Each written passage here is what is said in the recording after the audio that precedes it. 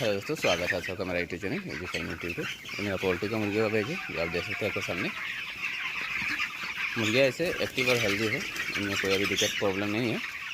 But इनका wait growth जो होता है वो काफ़ी कम हुआ है। 17 दिन का वेट से हाफ किलो जैसा हुआ है इनका वेट। इनका वेट को बढ़ाना पड़ेगा, इसके लिए मुझे ऑस्ट्रेलेट और बीमार का मिक्सिंग देना पड़ेगा। ऑस्ट्रेलेट बीमार का मिक्सिंग देने से इनका वेट आएगा, लेकिन इनका वेट आ नहीं रहा है। खाना पानी सब अवेलेबल रहता है, इसमें कोई दिक्कत नहीं है। खाना इनका भरपूर मिलता है, पानी भी भरपूर मिलता है।